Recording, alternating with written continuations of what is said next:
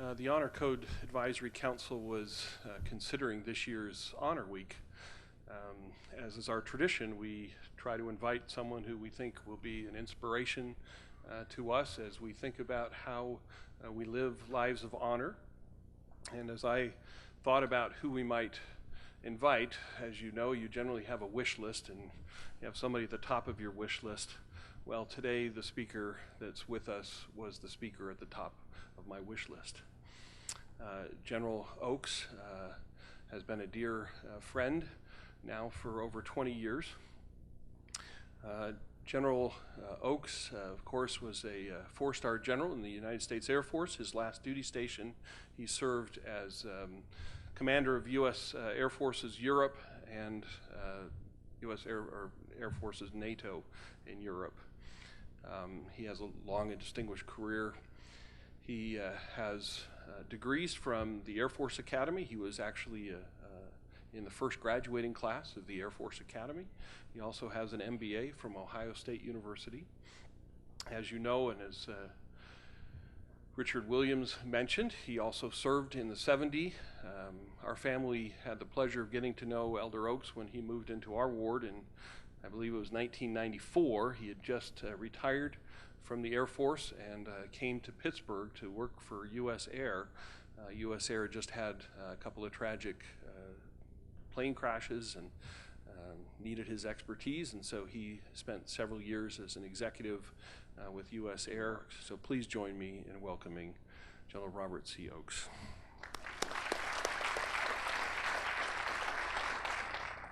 Thanks for coming. Thanks for being here. I'm excited to be here. I'm excited to hear what we have to say. And I say we have to say. I know what I've got to say, what I have prepared. But I will be interested, and I will give you time at the end for questions, and I'll address any questions you have. Life's been good and interesting for me, and Dr. Eagle has already told you about what things that I have done. I'll address questions from any of that or any questions you want. If I don't have an answer, I'll tell you I don't know. Because you've got a lot more questions than I've got answers, I know that. But I appreciate the chance, I appreciate your being here. For those of you that it was mandatory, glad you're here for your mandatory. For those of you that it was not mandatory, I'm really glad you're here, that you found something that you had expected to get out of a presentation on honor that would be of worth to you. Thanks so much for being here. And as I said, I'm excited to hear what we've got to say. It was interesting. I was surprised. I am amazed how quickly I agreed with Dr. Eagle when he asked me to give this talk several months ago. I said, sure. And then as I started preparing and got looking, I said, why did I agree to talk about honor? I thought I was eminently qualified because I was the executive for honor and ethics at the Air Force Academy for part of 3 years, responsible for the teaching and the administration of the Cadet Honor Code. And the Air Force Academy Honor Code is just like West Point. I think you've had opportunity to review the movie Code Breakers about violations at West Point, and so I felt qualified. And then I started looking for materials written on honor, and there isn't much.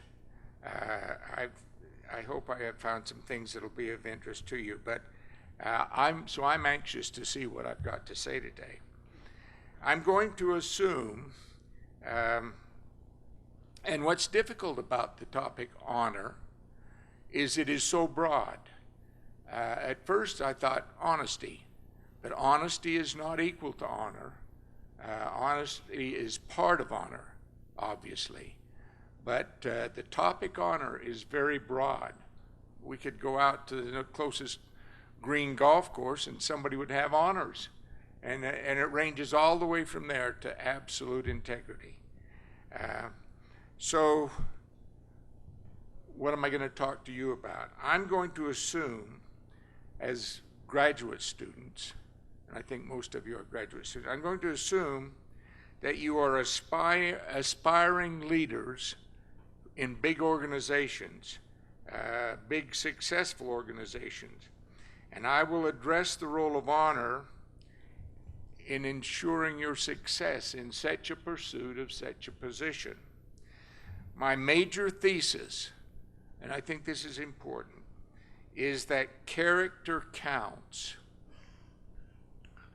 If you're going to take any notes today, take a one note, character counts, because I'll talk about that and to that.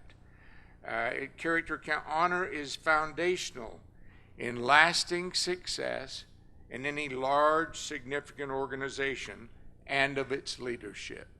Character. Honor is foundational. Now, I'll not spend a lot of time trying to justify or explain this truth. I'll just state that from my 61 years of experience in large and lasting organizations, I know that character, honesty, and integrity count. And I'll address that in your questions, any questions you have later on. There are several ways to teach or build a sense of honor in an individual or in an organization. You can do it by example, by lectures, and by lessons, by honor codes, or by proctors for tests, and then there are other ways. But here's a major point I want to make. A successful training program for leadership, successful leadership, has to have an element to develop faith, or to develop honor and integrity. I'll not try to tell you which way to teach it is best, whether honor codes, and I've lived under honor codes, or lived under honorable people, associated with honorable people. I won't try and tell you which is best. We can address that in questions if you want. But every training program, successful training leadership program, has to have an honor strengthening element in it. Now that sounds obvious to you, but I will tell you, as I looked through material, and as I went back to my Ohio State MBA, it isn't always true. It isn't always addressed. People talk about the various elements of an MBA: production management, marketing, finance. But there is not in the average program an honor strengthening, even a character strengthening aspect. There should be.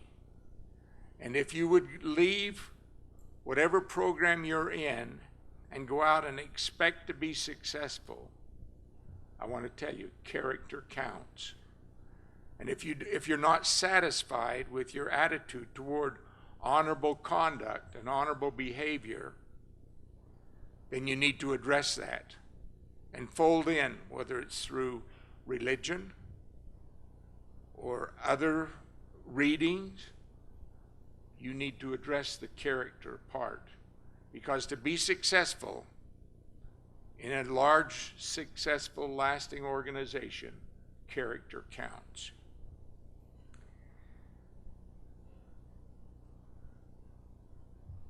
To emphasize this point, let me quote an article from the that I got from the internet, authored by Donald L. McCabe, who is a professor of management and global business at Rutgers University, and he's the founding president of the Center of Academic Integrity.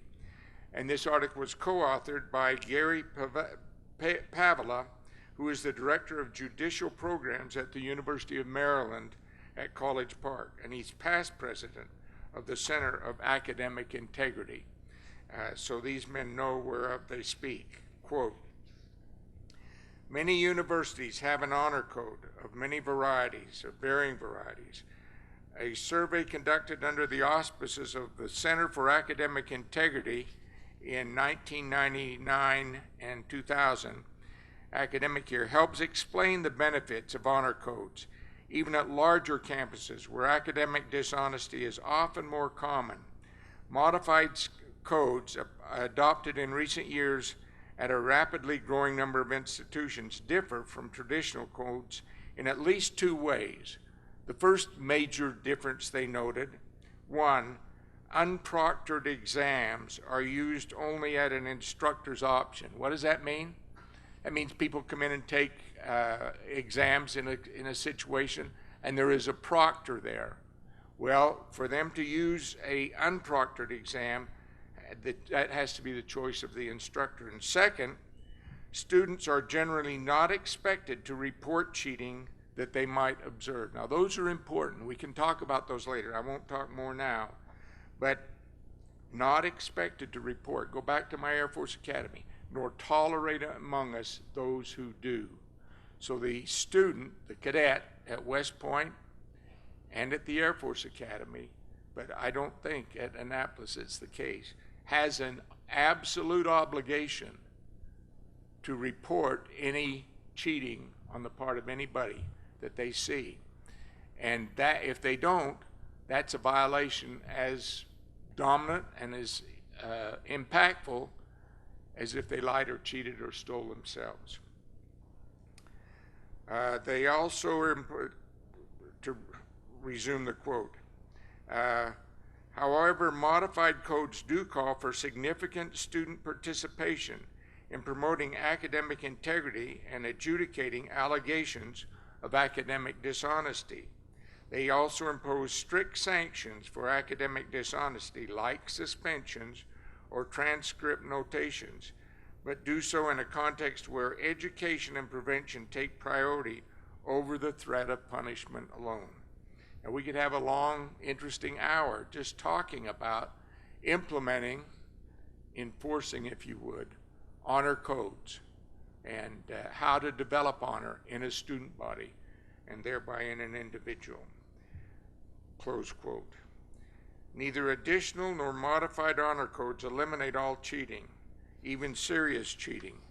However, the Center for Academic Integrity survey showed only 23% of students at colleges with traditional honor codes reported one or more incidents of serious test or exam cheating in the past year, contrasted with 45% of the students at colleges with no honor codes. Now, is that number significant? The difference between 45% where cheating was reported and only 23% where it wasn't, where they had honor codes. That is significant, but it is significant. Honor codes work. Do they work perfectly? No, they don't work perfectly. Nothing in this kind of behavior addressal works perfectly. But if it works and has an impact on students and graduates' attitude toward honor, then it's important to consider. Okay, let's discuss honor in general for a few minutes. Dr. Ago gives us a good starting point in his handout that I think you all have, becoming, quote, becoming men and women of honor.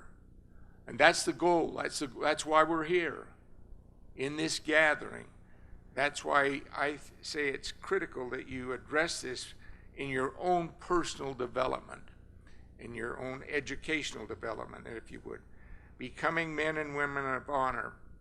Now, he starts out by quoting the Scout Oath from the Boy Scouts of America. And if he would have told me, now I want you to start with the Boy Scout Oath, when he asked me if I'd come talk, I'd say, no, I don't want to do that.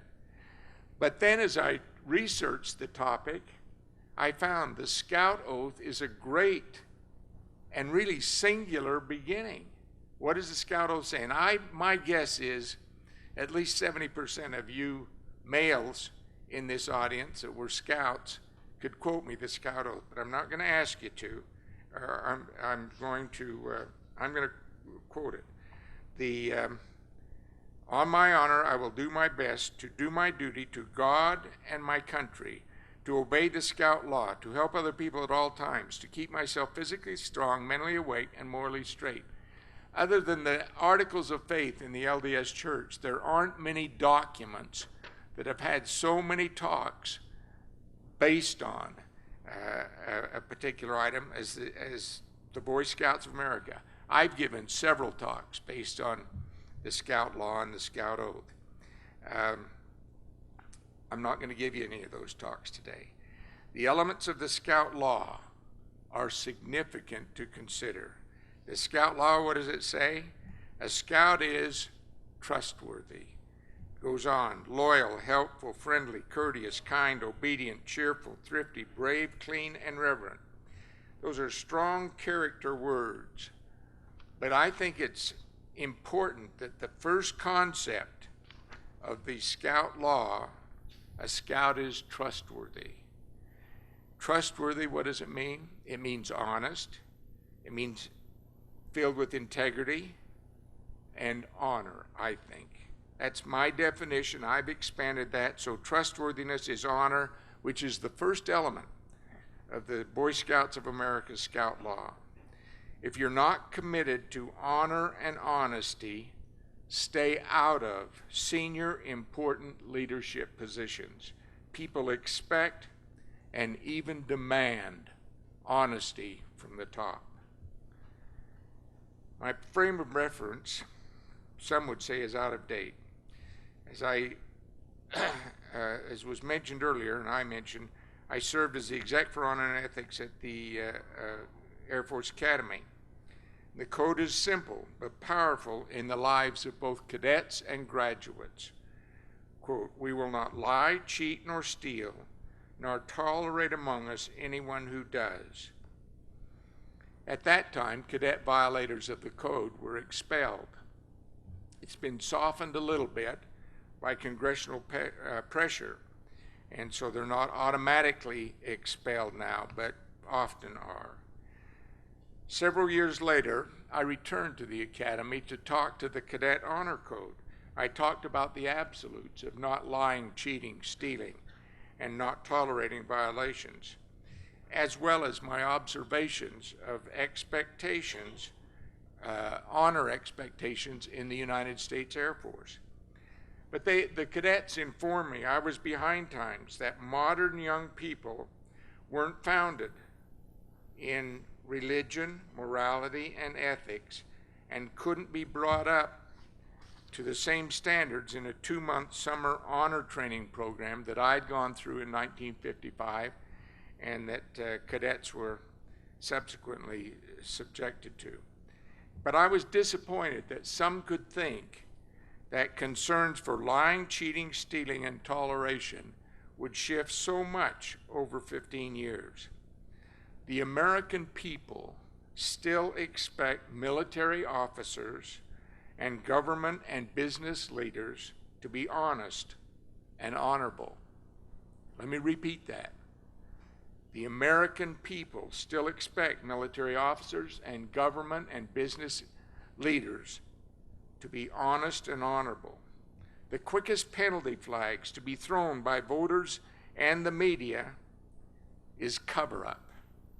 President Nixon's great crime for which he was threatened impeachment was not break into the Watergate apartment, but lying during the investigation. President Clinton admitted infidelity, and voters seemed willing to forgive him and overlook it, but his presidency will always be clouded by his lying during the investigation. But you say, this is business ethics, not government ethics. There's really no difference. The customer expects what the voter expects, what the investor expects: honesty, fair treatment, and their money's worth, however you want to put it. When I worked at U.S. Airways, they regularly reviewed customer complaints and comments. The message that came through most constantly: treat us fairly and honestly, or we won't come back. And they didn't. With all of the talk today on customer identification and service, it should make ethical treatment easier to justify and sell. This isn't brain surgery. There are some time-tested rules that are useful to consider in business leadership. The golden rule: or not just business leadership, leadership. The golden rule, do unto others as you would have others do unto you. That's an ethical statement. Honesty is the best policy, an ethical, practical, pragmatic statement. The worker's contract, an honest day's work for an honest day's pay, or the employer's contract, an honest day's pay for an honest day's work. Honorable, good treatment of customers and employees is just good business. Now, yes, there are people or businesses who make money dishonestly, but this is a bad long-term approach and generally doesn't go on indefinitely. Let's discuss for a few moments the notion character counts. Doesn't sound particularly insightful, but I found that cadets seem to develop a cynicism about the applicability of idealistic moral codes to the real world of large organizations. I believe this cynicism is ill-founded. From my experience in a wide variety of organizations, I'm confident in saying that character counts and honesty and integrity are occupational pluses. They don't fit on a resume, but anything negative in that respect will certainly be destructive on a resume. Nonetheless, that occupational pluses, they contribute to success in most organizations. And it's quite logical. Who wouldn't want a factory full or an office full of employees who believed in an honest day's work for an honest day's work for an honest day's pay? Employees who respect the company's property, including pencils and paper clips. Employees who are really sick when they call in sick. Employees who are willing to take responsibility for their failures along with their successes. In short, a factory or an office full of employees who could be labeled honest. This may not strike you as profound, but it's very important from the point of view of a junior employee as well as that of a senior corporate leader. As a junior employee, one should expect to be expected to be honest and of high character.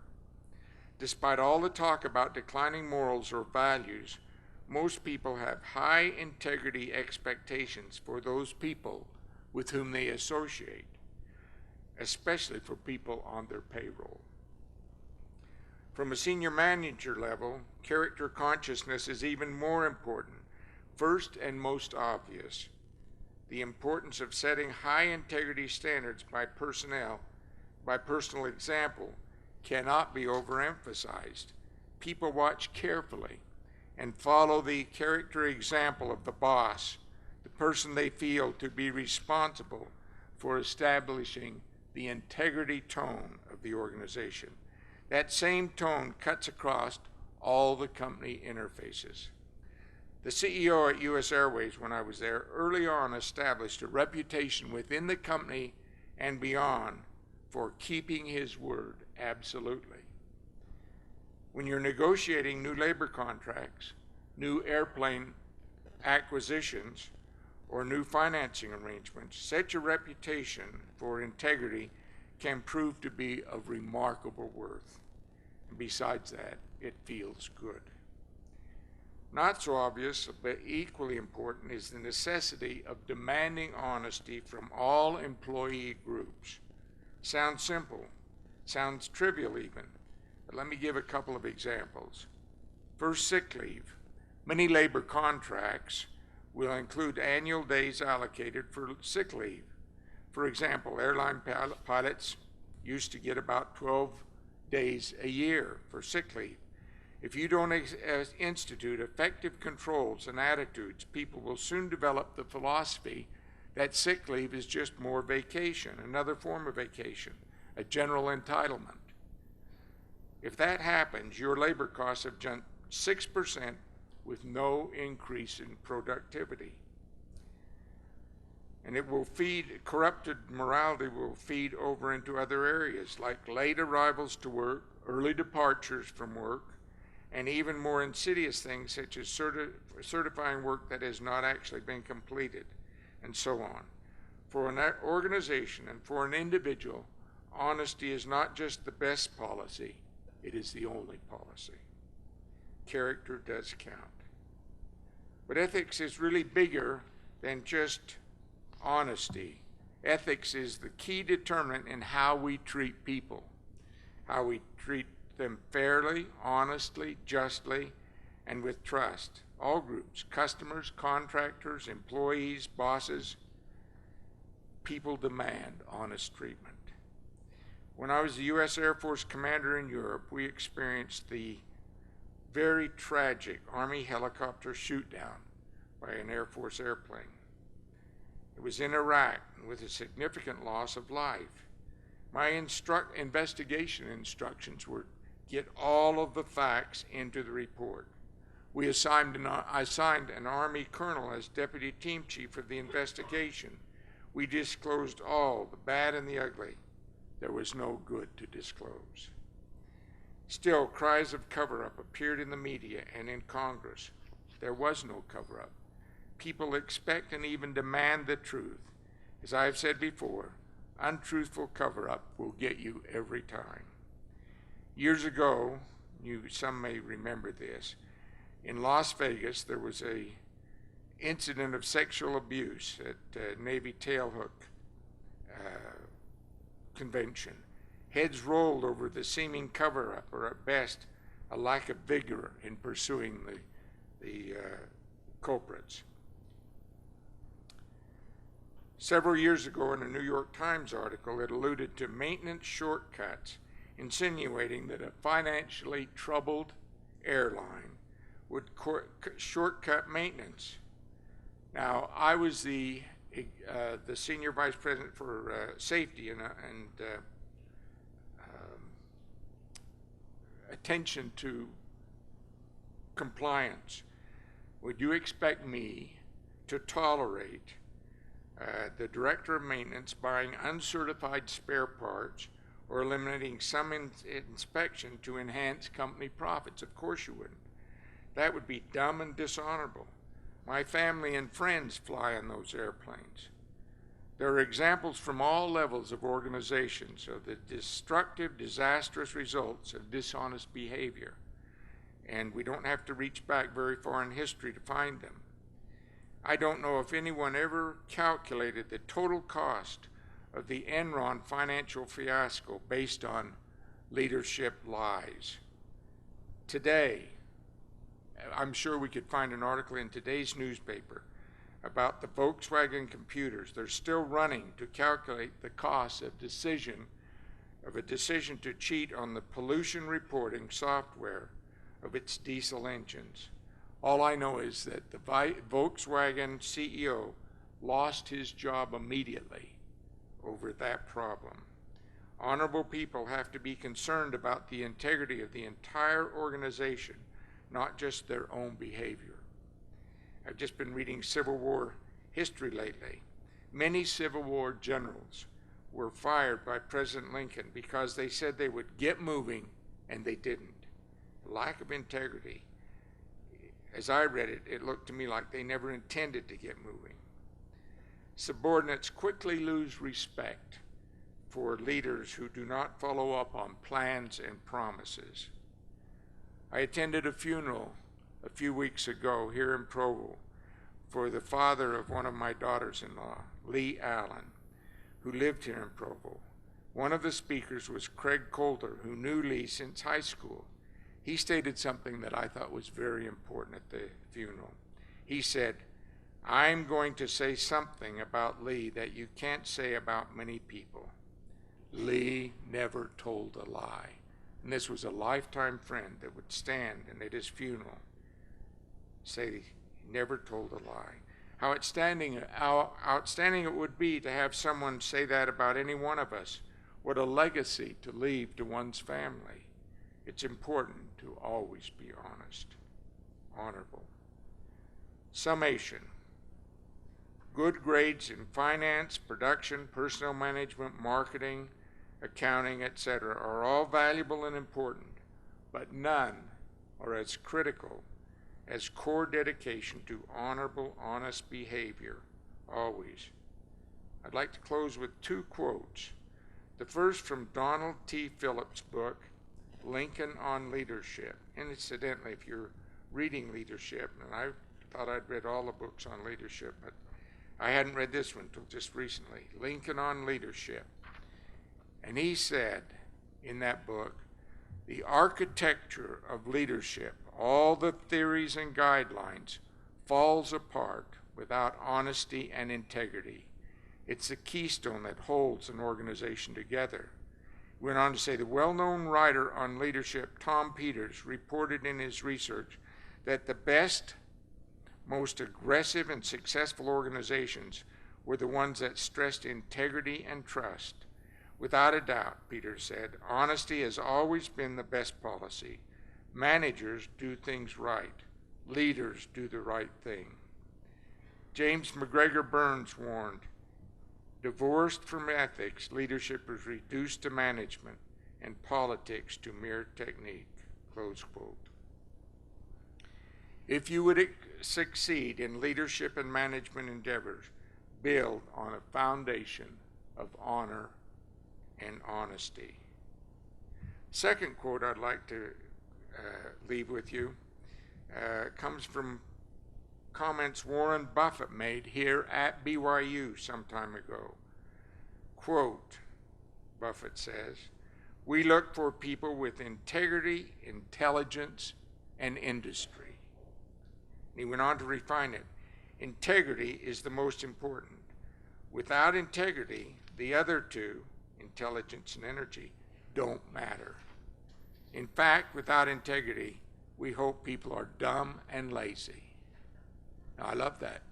And you think it through, and it's got deep meaning. If somebody doesn't have integrity, I want them to just sit in their office and sleep and not be out making trouble for the rest of the organization. That's great summary on a key topic from a most credible commentator, I think. Character counts.